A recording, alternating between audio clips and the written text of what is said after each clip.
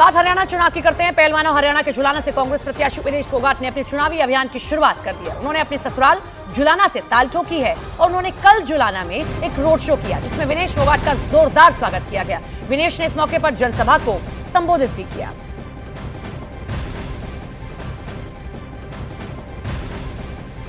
जुलाना से ताल ठोक रही हैं रेसलर विनेश फोगाट। पहले कांग्रेस में शामिल हुई, उसके बाद जुलाना से, जो कि उनका ससुराल है, और उन्होंने मीडिया से बातचीत की, खासतौर पर न्यूज 18 इंडिया से बातचीत की तो कहा कि अभी मेरी कर्मभूमि बनेगी, मैं सभी को इसके जरिए जवाब दूंगी कि किस तरीके से अब राजनीति में आना जरूरी हो गया था। विनेश फोगाट ने सोशल मीडिया पर अपने पहले चुनावी कार्यक्रम को पोस्ट भी किया है और कई अहम बातों को उन्होंने लिखा है, संबोधित किया है इस सभा को। इससे पहले एक बड़ा रोड शो उन्होंने जुलाना में किया।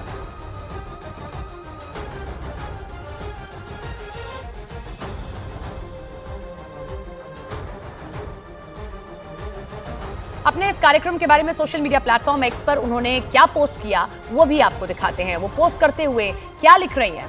आपके प्यार से हर जंग फतेह करेंगे। जिस तरह मैंने दंगल में हर चुनौती का सामना किया है, वैसे ही मेरे अपनों के आशीर्वाद से इस नई जंग को भी पार कर लूंगी। मेरे लिए अब सबसे बड़ा मेडल मेरे हल्के और मेरे अपने लोगों की जिम्मेदारी निभाना है। वो दर्द तो उसी दिन पीछे छूट गया जिस दिन मैंने अपने देश की धरती को छुआ। अब हर कदम आपके प्यार और आशीर्वाद के साथ आगे बढ़ने का समय है। सियासत में आने के साथ ही विनेश फोगाट चुनावी मैदान में हैं। कांग्रेस ने उन्हें हरियाणा विधानसभा चुनाव में जुलाना से अपना उम्मीदवार घोषित किया है। उन्होंने न्यूज 18 इंडिया से खास बातचीत में ब्रजभूषण शरण सिंह को लेकर बीजेपी पर हमले किए हैं। आपसे जब बात हुई, आपका टिकट फाइनल हुआ, तो रिएक्शन सब जगह से है, बीजेपी की तरफ से भी रिएक्शन है। ब्रजभूषण शरण सिंह, मुझे पता है आप इस सवाल को बार बार इस पर रिएक्शन देने में थोड़ा सा बच रहे हैं, लेकिन वो ये कह रहे हैं कि ये पहले से प्लान था, पूरा प्रोटेस्ट प्लान था, कांग्रेस की जो साजिश है वो सामने आई है, आपको टिकट दिया गया, आपने कांग्रेस ज्वाइन कर ली है। उन्होंने कहा, और एक और सवाल उन्होंने कहा कि जो ओलंपिक में हुआ फाइनल वाला एपिसोड वो ईश्वर का इंसाफ था, उन्होंने कहा। इस पर क्या कहना है? उनका भी एक दिन इंसाफ होगा, ईश्वर ज़रूर करेगा। अगर वो ईश्वर को इतना मानते तो इतने जो घटिया काम जो उन्होंने किए इतने सालों तक वो नहीं करते। तो ईश्वर का तो वो उन्होंने एक पर्दा ले रहे हैं, ईश्वर को आगे रख कर वो अपने आप का बचाव करने की कोशिश कर रहे हैं। और बीजेपी पार्टी तो 2 साल से ही बचा रही ना उसको, उसका क्या मतलब, वो लोग तो बोलेंगे ही ना, मैं पता था वो तो बोल ही रहे। जब मैं ओलंपिक्स में जा रही थी तब भी वो बोल रहे थे कुछ भी। उनके IT सेल तो ये पीछे ही इसलिए लगा रखे है क्योंकि वो जो उनका जो मैंने सब मुद्दे जो फेल कर दिए, ओलंपिक्स में जाना चाहते हैं, नेशनल नहीं खेलना चाहते हैं, सब जो फेल जो हो गया उनका। अभी वो कुछ ना कुछ बहाना बना के बोलते रहते हैं, लेकिन देश को पता है, सब सच्चाई पता है। हालांकि बीजेपी ने नसीहत दी कि वो आपके बारे में ना बोलें, ये कम से कम लग रहा है बीजेपी को कि अगर बोलेंगे आपके बारे में तो नुकसान भी हो सकता है। ये अभी खबर थोड़ी देर पहले आई। चलो वो अपनी पार्टी के उसमें देख रहे हैं, हमारी भलाई के लिए तो वो चुप नहीं कर रहे होंगे, उनको इतना तो मुझे भी पता है ना। और वो जितना बोलेंगे देश उनकी सच्चाई और अच्छे से जानेगा। हम तो चाहते वो बोल लें, जितना बोलेंगे लोग उनको समझेंगे कि एक्चुअल में इंसान है क्या।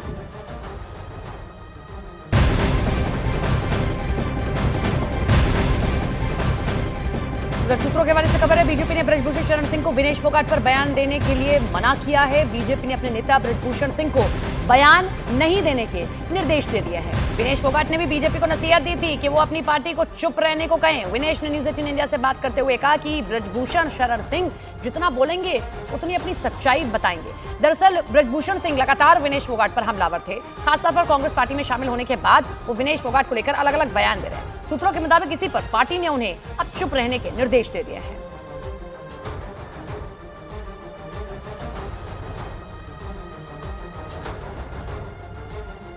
हालांकि इससे पहले ब्रजभूषण सिंह ने बयान दिया था कि उनके खिलाफ साजिश की गई और साजिश के मुख्य किरदार के तौर पर उन्होंने कांग्रेस के नेता हरियाणा के पूर्व सीएम भूपेंद्र हुड्डा पर इल्जाम लगाए।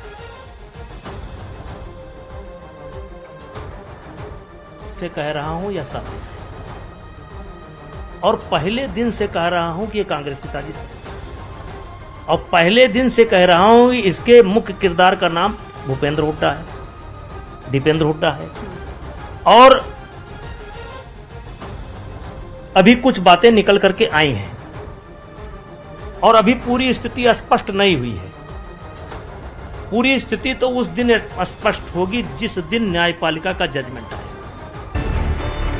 न्यूज 18 इंडिया चौपाल, एक ऐसा मंच जहां जब जब बात निकलेगी तो सिर्फ दूर तक नहीं बल्कि दुनिया के कोने कोने में जाएगी, क्योंकि इस बार बात होगी भारत के वैश्विक महाशक्ति बनने के लक्ष्य पर। सरकार, समाज, सेलिब्रिटी और स्पोर्ट्स स्टार्स के साथ न्यूज़ 18 इंडिया चौपाल। देखिए सिर्फ न्यूज़ 18 इंडिया पर।